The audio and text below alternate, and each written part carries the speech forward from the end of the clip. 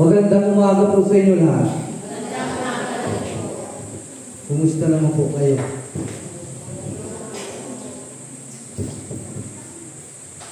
Okay pa naman.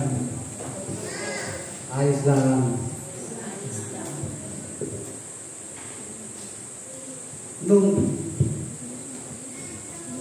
binasa ko yung Ebanghelyo, parang ako'y na-stress. Kasi kung ating titinan yung Ebanghelyo, sobrang magulo yung nangyayari. Kasiksikan yung mga tao. Kung sabi ng mga alagad ay talagang dikdikan, siksikan, tapos may mga nandun yung mga may sakit. Tapos mayroon pang nagmamadali at sabihin kay Kristo na naghihingalo na yung kanyang anak. Tapos may babae namang mahabang panahon na nagtitiis ng sakit. Tapos nakipagsiksikan sa maraming tao. Tapos kung titingnan natin yung settings ng panahon ni Jesus, nandoon sila sa Israel. At ang bansang Israel ay hindi katulad ng klima ng Pilipinas. Talaga siya mainit at sila ay bahagi ng tinatawag natin Middle East na desert land.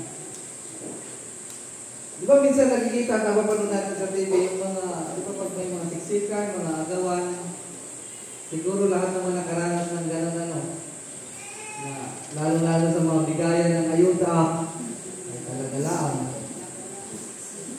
Init, siksikan, di magkasindihan yung amoy. Ano po? Na minsan ay dihaduhan pa sa pila, nag-aaway. Gano'n. Tapos init, minsan may ahimatay na. So, atin mong makikita, sa ganong sitwasyon, may isang babae na hindi siya nag-alangan doon sa kanyang nararamdaman kalagayan. Kung atin mong isipin, ano kaya itsura ng babae ngayon? Na mayroong sakit na hindi mapagaling ng mga doktor. Kaya nasabi natin, Ebanghelyo, ay halos maubos ng kanyang ari-arian sa pamagamot, pero walang doktor na nakapagpagaling sa kanya. At hindi lamang siya isang linggo, 2 linggo may sakit, kundi ang sabi ng ating Ebanghelyo ay 12 taon na dinudugo at lubhang nahihirapan. 12 years, tapos lubhang nahihirapan ang sabi niya. Pero hindi niya inalintana yung kanyang nararamdaman. Baka naisip niya, baka pa kayo magkapagsisikan nito, baka ito himatayin. Mamatay pa. Tapos yung isang ama ng bata, talagang nakipagsiksikan din kay Kristo. Papunta makalapit kay Kristo, makausap si Kristo, dahil alam niya yung kanyang anak ay mag-agaw buhay na. 2 lubhang mahirap na sitwasyon. Pero sa ganitong bagay, unang-una, tingnan natin yung pananampalataya ng babae.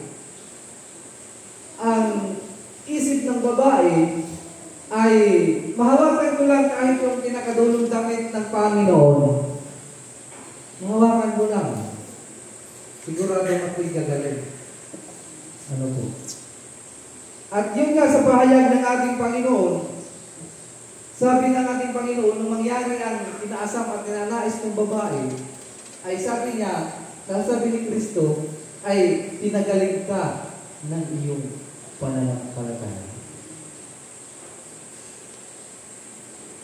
At gayon din yung pananampalataya ng tatay ng bata. Sa kabila ng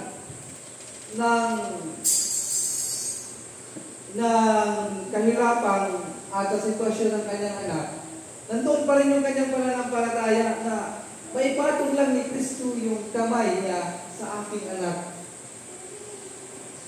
Ito ay mabubuhay. Ito ay gagaling. So the struggle of faith, yung struggle ng pananampalataya ng buhay. Hindi alintana yung hirap, hindi alintana yung siksikan, hindi alintana yung nararamdaman.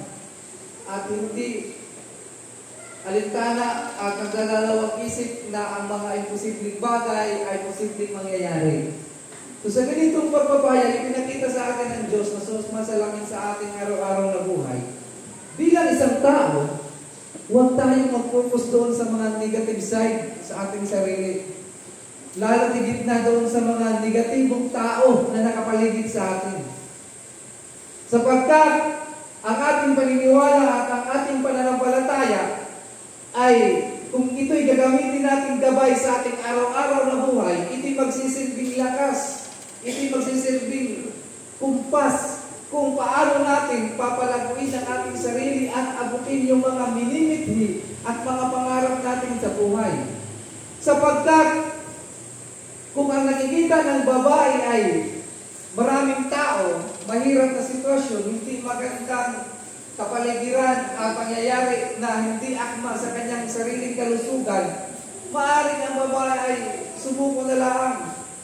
Ayaw ko nang pumunta doon, ayaw ko lumapit doon, kahit pa ako'y posibleng gumaling, pero sobrang maraming tao, baka ikakamatay ko pa. Ano po? Pero hindi ganun yung kanyang nakikita, kundi ang nakikita niya yung kapangyarihan ng Diyos, na kung ano ang magagawa ng Diyos sa buhay niya. At ganun din ang iniisip ng tatay ng bata. Hindi niya inaalintana yung hirap, yung pagipagsiksikan, at saka yung kalagayan ng kanyang anak na hindi siya nawalan ng pag-asa. Kundi ang nakikita niya ang kapangyarihan ng Diyos na pwedeng magawa at magbago ang lahat sa kanyang buhay at sa buhay ng kanyang anak. Kaya mga kapatid, sa ating patuloy na buhay, mahirap ang buhay. Sino bang walang problema? Taas yung kamay. Lahat ng problema. Kaya nga kung nakatulang kayo na sa problema, ang problema na lang. Walang mangyayari. Gusto kong makapagpagawa ng magandang bahay, kaso walang kwarta. Kung nakikita na lang natin ay walang kwarta, at hindi tayo hahanap ng paraan para maabot yung mga pangarap na yun, ay wala talagang mangyayari. Kung tayo puro, wag na lang, bayarin siya.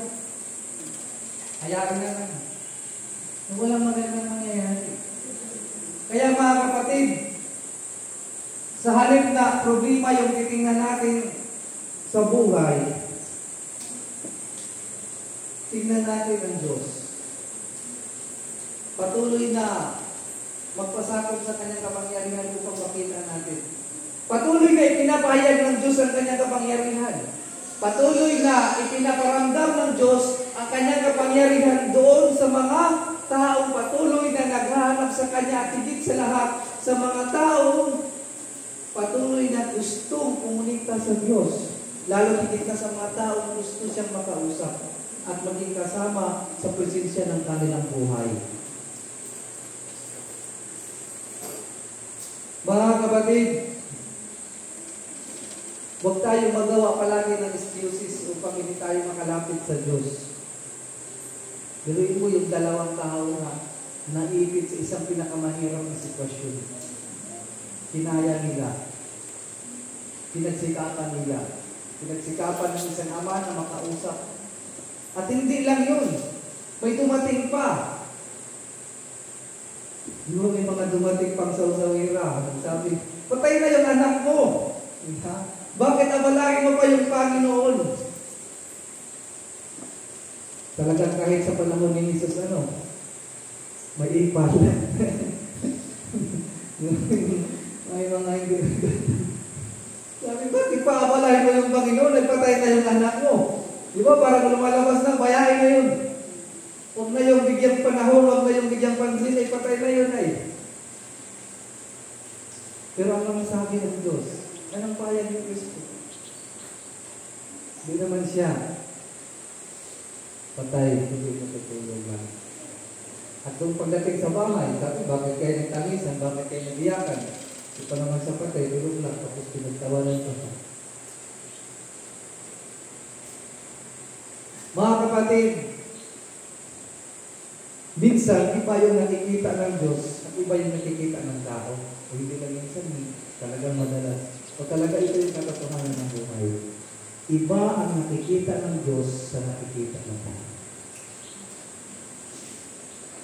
Kung ang paningin ng tao at ang kanyang nakikita ay wala ng pag-asa, sa Diyos palaging may solusyon. Kaya nga kung nais natin makita ang nakikita ng Diyos, patuloy tayong makiisa sa Kanya. Kung nais nating marinig ang naririnig ng Diyos, patuloy tayong makikiisa sa Kanya. Sapagkat ito dapat ang maunawaan at maintindihan natin sa Panginoon. Nakikita ng Diyos ang hinahanap. Amen. Nakikita ng Diyos ang kinabukasan. Nakikita ng Diyos kung ano ang mga susunod na mangyayari. Kaya dapat mga kapatid, pagsikapan natin makalapit sa Kanya. Pagsikapan natin makiisa sa Kanya, makaisa sa Kanya, na mayroong matibay na pananalig at pananampalataya. Sapagkat kayang baguhin ng Diyos sa pamamagitan ng Kanyang kapangyarihan ang buhay ng lahat. Amen. Amen. Kung dumaranas man tayo ng kahirapan, mga pagsubok, problema at kung anumang mahirap na bagay, lumapit tayo sa Kanya. Huwag tayong magdalawang isip na lumapit sa Kanya. The more na mas mahirap ang sitwasyon natin, the more na mas nahihirapan tayo, the more dapat na magpupursige tayong makalapit sa Kanya. Sapagkat kahit kailan, hindi naman lumalayo ang Diyos. Kahit kailan, hindi ka naman iniwan ng Diyos.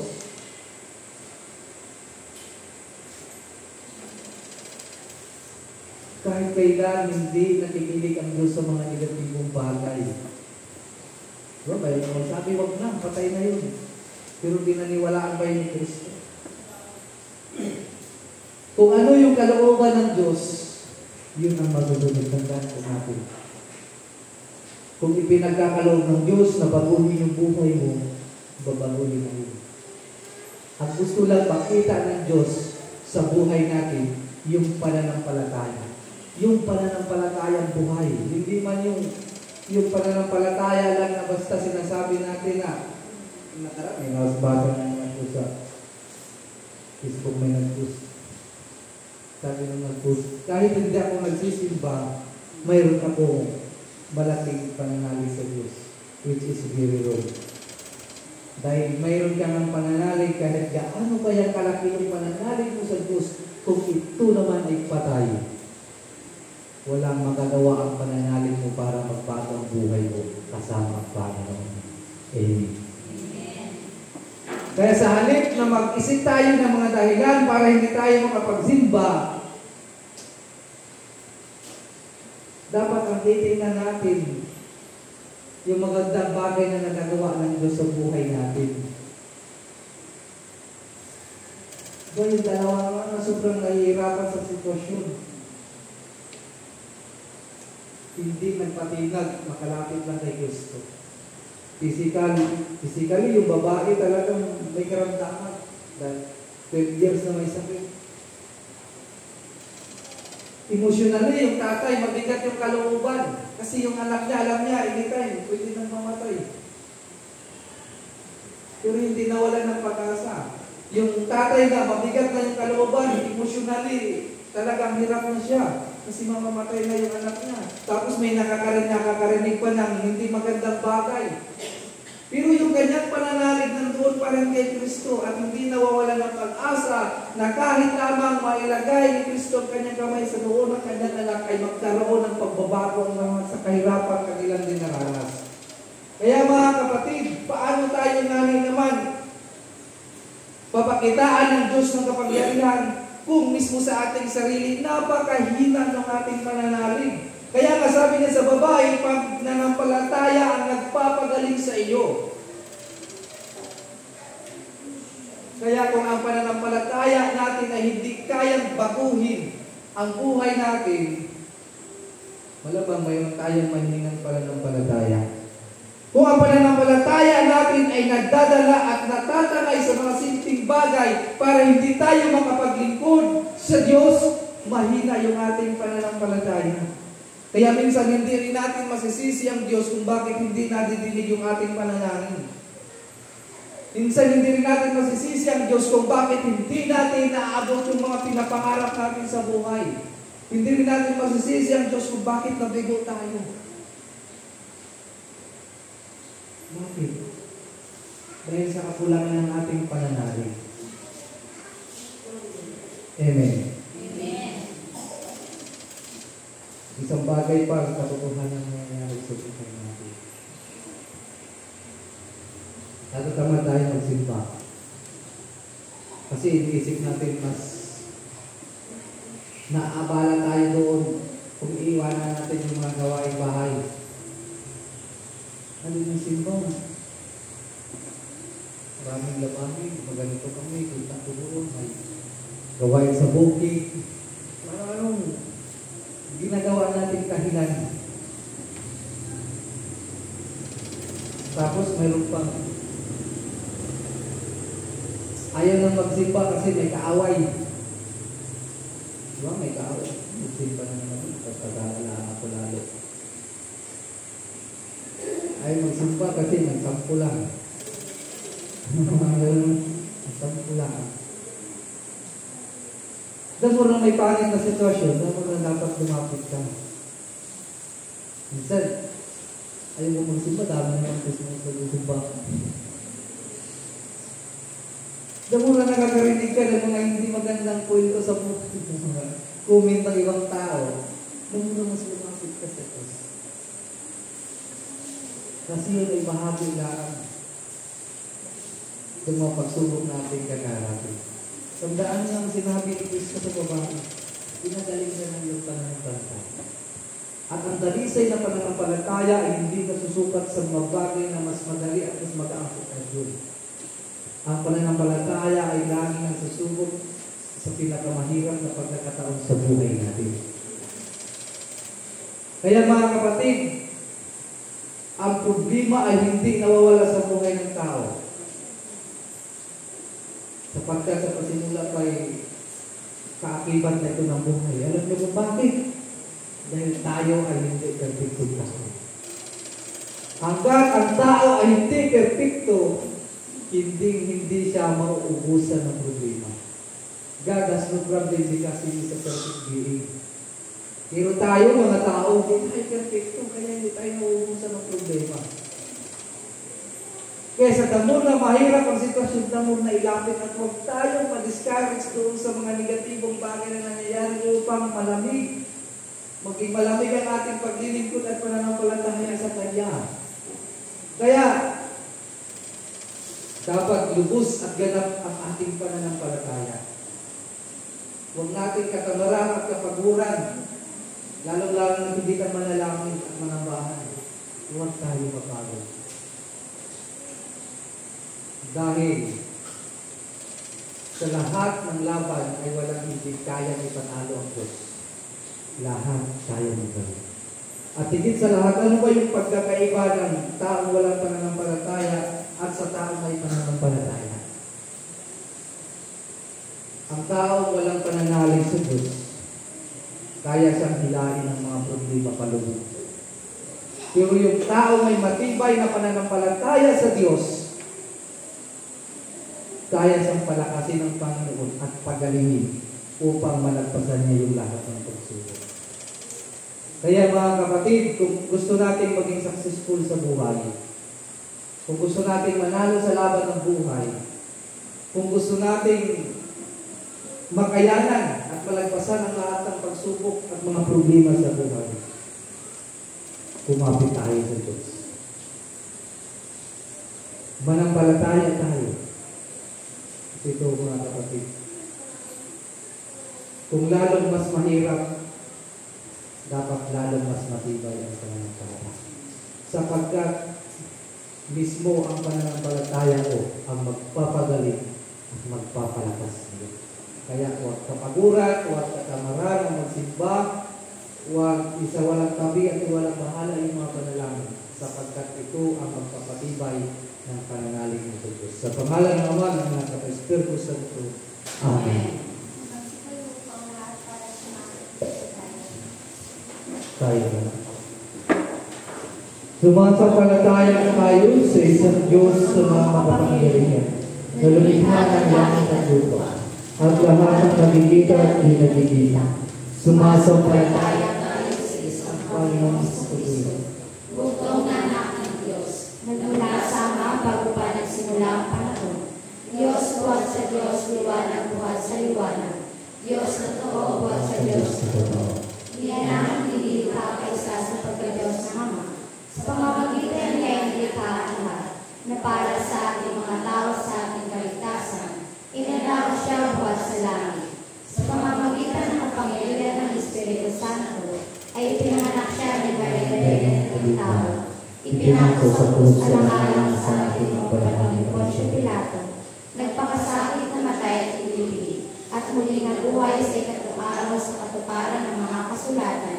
Umakyat siya sa langit at nalulog sa kanan ng Ama, at muli darating ang maluwalhati upang kumuha ng mga buhay at mga patay, at ang kamalayan ay walang hanggan. Sumasampalataya tayo sa Espiritu Santo, ang Panginoon na tagapagbigay ng buhay, na nagbubuhat sa Ama. Sinasamba siya ng luwalhati kasama ng Ama at ng Anak. Nagsalita siya sa pamamagitan ng mga propeta. Nananalig tayo sa Iglesia ng Isa, Banal, Katolika at Apostolika.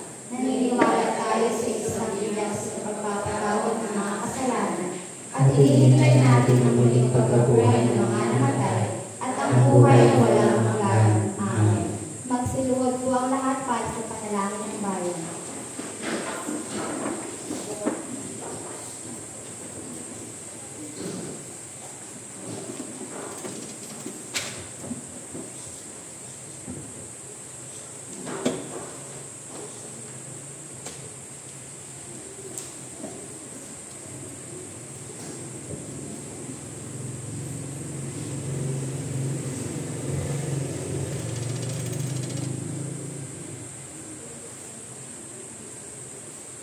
Sa bawat panalangin ang ating pong itutugon, Diyos ng buhay, tingin ang aming panalangin. Ulitin po natin. Diyos ng buhay, maiiwan ng panalangin. Ang Diyos natin ay Diyos ng kaligtasan at buhay. Isinugo niya ang kanyang bugtong na anak upang palayain tayo sa lahat ng nakapipinsala sa atin, gaya ng pagkamuhi at pagkakasala. Lubos ang panlalig sa kanyang pag-ibig sa atin. Tayo dumulog sa Kanya tulad ni Jairo at tayo'y manalangin. Diyos ng buhay, tingin ang aming panalangin. Para sa inang simbahan, naway lagi siyang maging kasangkapan ng malasakit ng Diyos sa kabutihan ng lahat. Manalangin tayo. Diyos ng buhay, tingin ang aming panalangin.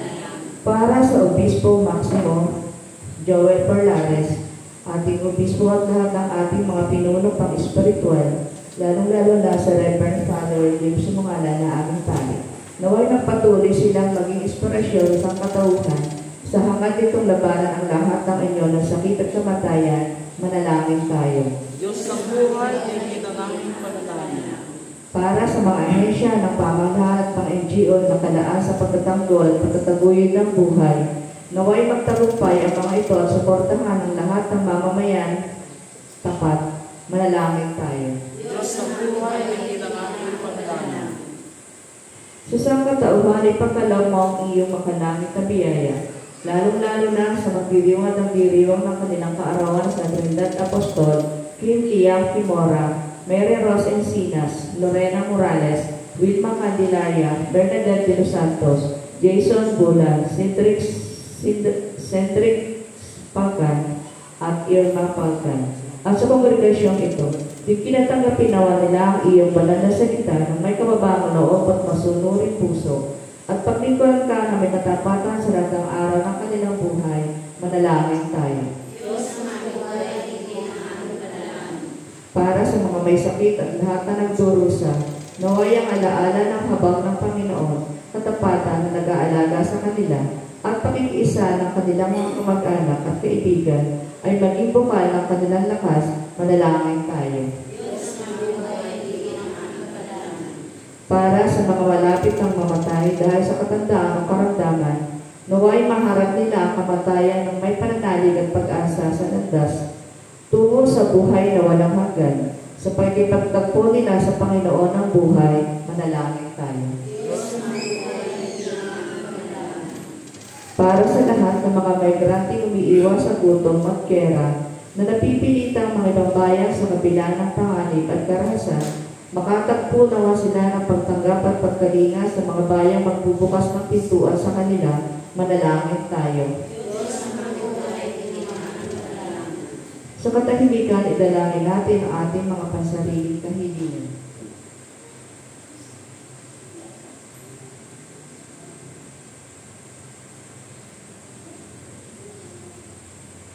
Manalangin tayo.